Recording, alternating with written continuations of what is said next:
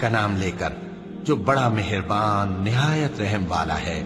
ताहा, ए नबी सल्लल्लाहु अलैहि वालैहि वसल्लम, हमने तुम पर कुरान इसलिए नाजिल नहीं किया कि तुम मुशक्कत में पड़ जाओ, मगर हर उस शख्स की नसीहत के लिए नाजिल किया है जो खौफ रखता है।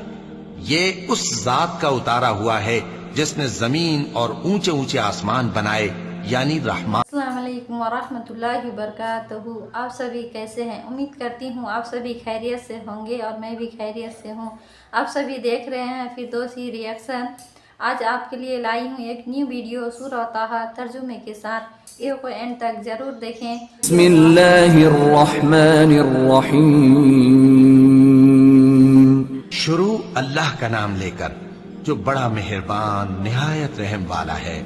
ताहा, ए नबी सल्लल्लाहु अलैहि वालैहि वसल्लम, हमने तुम पर कुरान इसलिए नाजिल नहीं किया कि तुम मुशक्कत में पड़ जाओ, मगर हर उस शख्स की नसीहत के लिए नाजिल किया है जो खौफ रखता है। ये उस जात का उतारा हुआ है जिसने जमीन और ऊंचे ऊंचे आसमान बनाए, यानी रहमान, जो अर्श पर जलवा अफरोज हुआ। जो कुछ आसमानों में है और जो कुछ जमीन में है और जो कुछ इन दोनों के बीच में है और जो कुछ मिट्टी के नीचे है, सब उसी का है। और अगर तुम पुकार कर बात कहो तो क्या है, वो तो आहिस्ता कही हुई और निहायत पोशीदा बात तक को जानता है।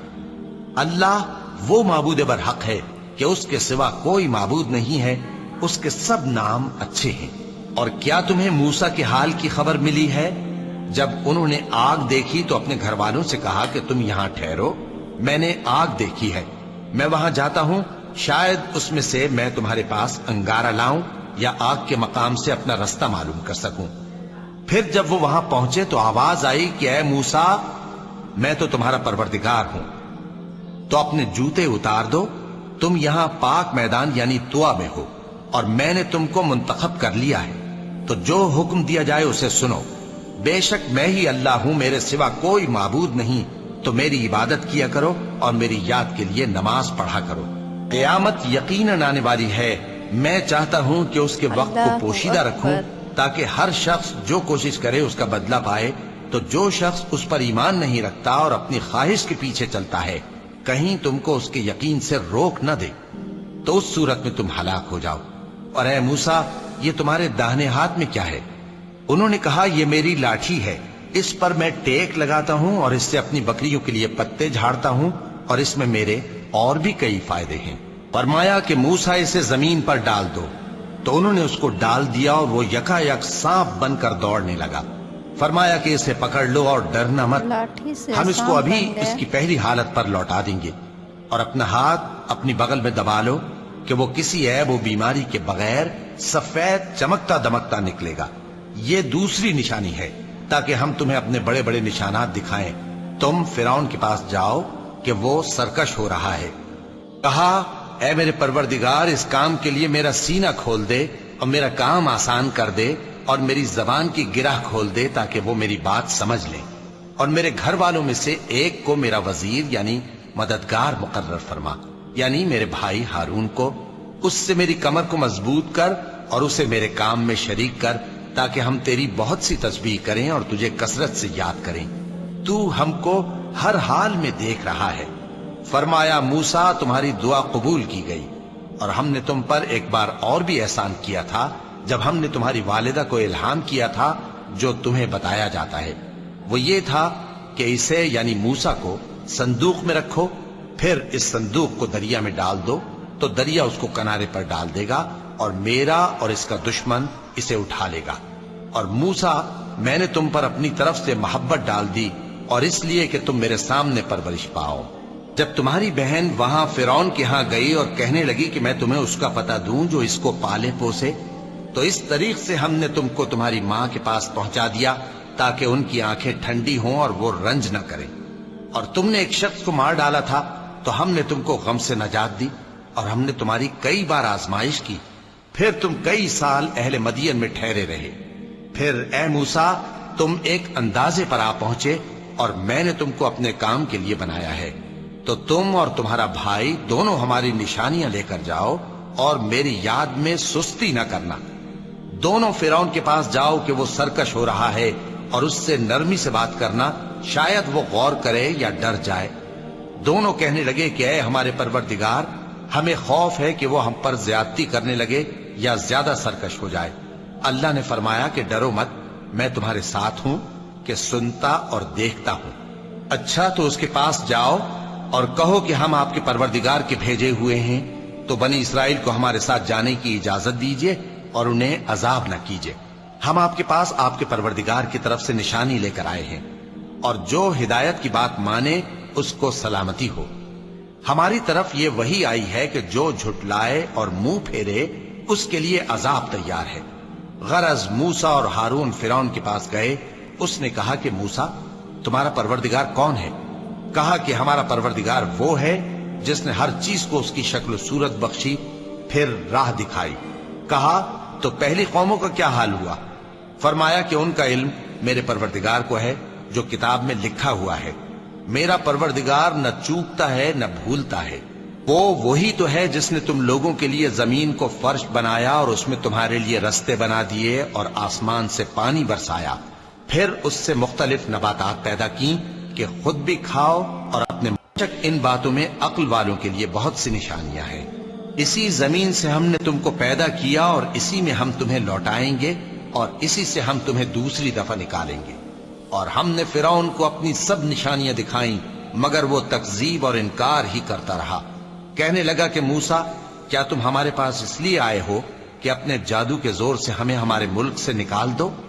तो हम भी तुम्हारे मुकाबिल ऐसा ही जादू लाएंगे। तो हमारे और अपने दरमियान एक वक्त मुकर्रर कर लो कि न तो हम उसके खिलाफ करें और न तुम, और ये मुकाबला एक हमवार मैदान में होगा।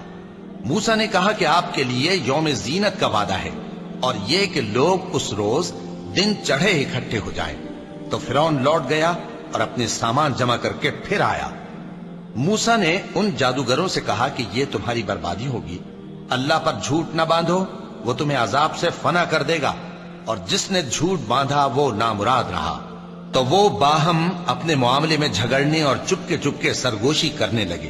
कहने लगे, ये दोनों जादूगर हैं, चाहते हैं कि अपने जादू के जोर से तुमको तुम्हारे मुल्क से निकाल दें और तुम्हारे बेहतरीन मजहब को नाबूद कर दें। तो तुम जादू का सामान इकट्ठा कर लो और फिर कितार बांध कर आओ। आज जो गालिब रहा वही कामयाब हुआ। जादूगर बोले कि मूसा, या तो तुम अपनी चीज डालो या हम अपनी चीजें पहले डालते हैं। मूसा ने कहा, बल्कि तुम ही पहले डालो। जब उन्होंने चीजें डाली तो यकायक उनकी रस्सियां और लाठियां मूसा के ख्याल में ऐसी आने लगी कि वो मैदान में इधर उधर दौड़ रही है। उस वक्त मूसा ने अपने दिल में खौफ महसूस किया।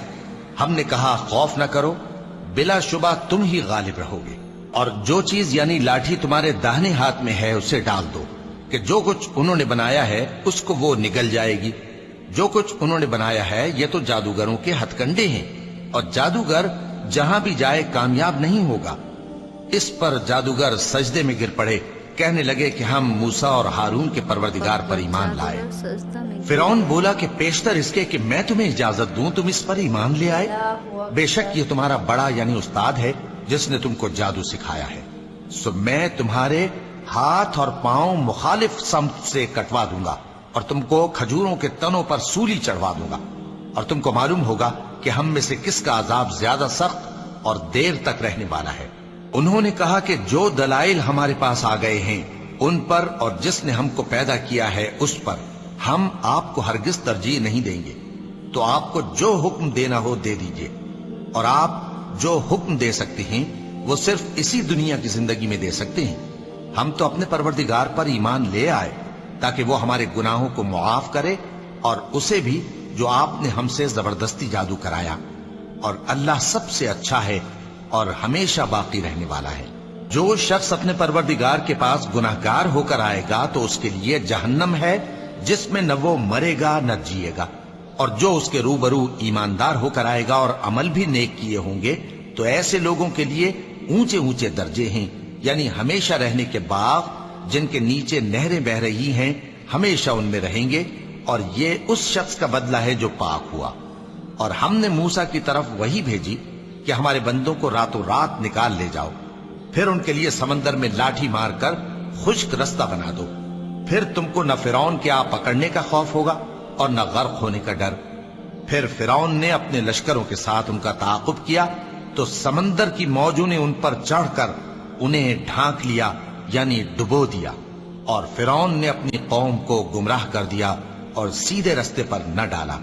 اے آل یعقوب، ہم نے تم کو تمہارے دشمن سے نجات دی اور تورات دینے کے لیے تم سے کوہ طور کی داہنی جانب مقرر کی اور تم پر من اور سلوہ نازل کیا، اور حکم دیا کہ جو پاکیزہ چیزیں ہم نے تم کو دی ہیں ان کو کھاؤ اور اس میں حد سے نہ نکلنا، ورنہ تم پر میرا غضب نازل ہوگا، اور جس پر میرا غضب نازل ہوا وہ ہلاک ہو گیا۔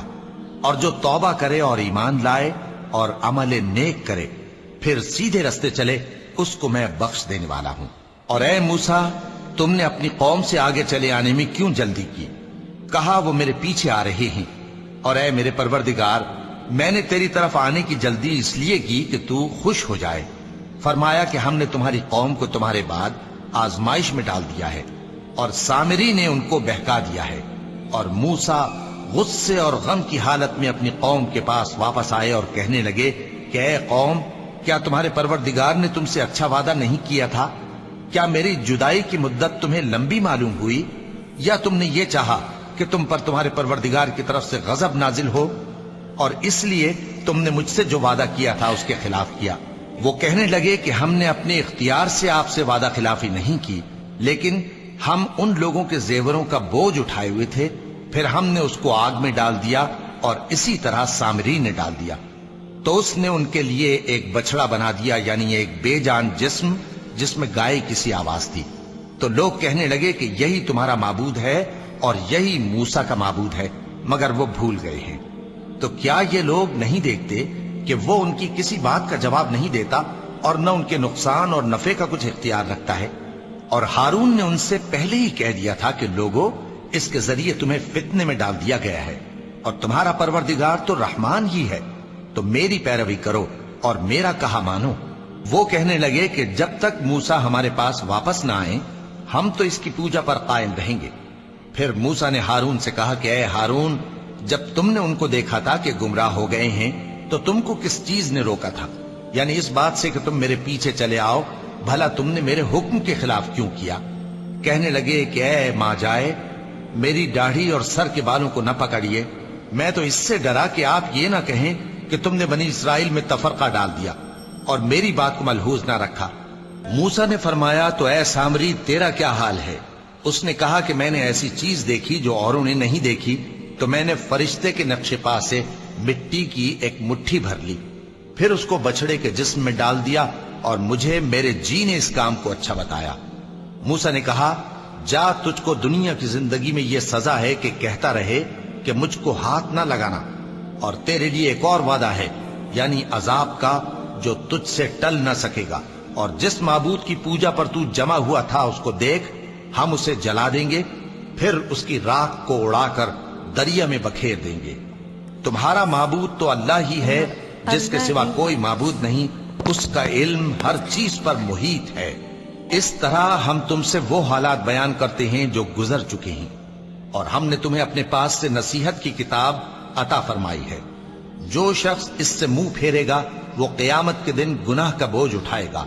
ایسے لوگ ہمیشہ اس عذاب میں مبتلا رہیں گے، اور یہ بوجھ قیامت کے روز سور پھونکا جائے گا، اور ہم گناہگاروں کو یوں اکٹھا کریں گے کہ ان کی آنکھیں نیلی نیلی ہوں گی۔ تو وہ آپس میں آہستہ آہستہ کہیں گے کہ تم دنیا میں صرف 10 ہی دن رہے ہو، جو باتیں یہ کریں گے ہم خوب جانتے ہیں۔ اس وقت ان میں سب سے اچھی راہ والا یعنی عاقل و ہوش مند کہے گا کہ نہیں، بلکہ صرف ایک ہی روز ٹھہرے ہو۔ اور اے نبی صلی اللہ علیہ وآلہ وسلم، لوگ تم سے پہاڑوں کے بارے میں دریافت کرتے ہیں، کہہ دو کہ میرا رب ان کو راکھ بنا کر بکھیر دے گا، پھر زمین کو ہموار میدان کر چھوڑے گا جس میں تم کوئی نشیب و فراز نہ دیکھو گے۔ اس روز لوگ پکارنے والے کے پیچھے چلیں گے اور اس کی پیروی سے انحراف نہ کر سکیں گے، اور رحمان کے سامنے آوازیں پست ہو جائیں گی، تو تم ایک ہلکی آواز کے سوا کوئی آواز نہ سنو گے۔ اس روز کسی کی سفارش کچھ فائدہ نہ دے گی مگر اس شخص کی جسے رحمان اجازت دے اور اس کی بات کو پسند فرمائے۔ جو کچھ ان کے آگے ہے اور جو کچھ ان کے پیچھے ہے وہ اس کو جانتا ہے، اور وہ اپنے علم سے اللہ کے علم کا احاطہ نہیں کر سکتی۔ اور اس زندہ و قائم کے روبرو منہ لٹک جائیں گے، اور جس نے ظلم کا بوجھ اٹھایا وہ نامراد رہا، اور جو نیک کام کرے گا اور مومن بھی ہوگا تو اس کو نہ ظلم کا خوف ہوگا اور نہ نقصان کا۔ اور ہم نے اس کو اسی طرح کا قرآن عربی نازل کیا ہے، اور اس میں طرح طرح کے ڈراوے بیان کر دیے ہیں تاکہ لوگ پرہیزگار بنیں یا اللہ ان کے لیے نصیحت پیدا کر دے۔ تو اللہ جو سچا بادشاہ ہے، عالی قدر ہے، اور قرآن کی وحی جو السلام علیکم ورحمۃ اللہ وبرکاتہ۔ امید کرتی ہوں آپ سبھی کو یہ ویڈیو بہت زیادہ پسند آئی ہوگی۔ اسی طرح ویڈیو دیکھنے کے لیے میرے چینل کو لائک کریں، سبسکرائب کریں۔